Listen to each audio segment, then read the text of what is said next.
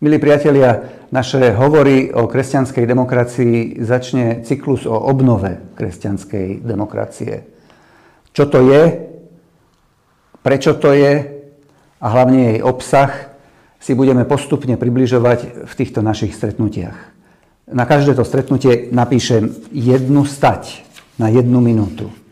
Dneska bude prvá, čo je to obnova.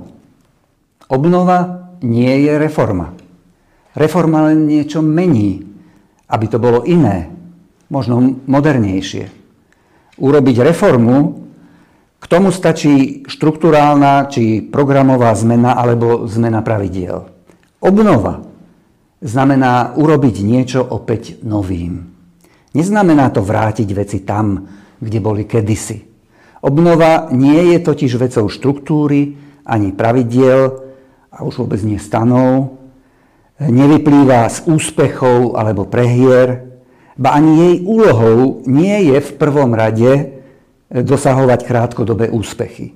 Obnova sa netýka materiálnych skutočností, je predovšetkým vecou ducha.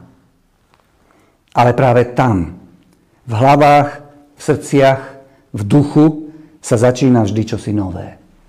Znovu sa rodí niečo, čo bude schopné žiť. To potrebuje kresťanská demokracia pre túto dobu, aby bola životaschopná.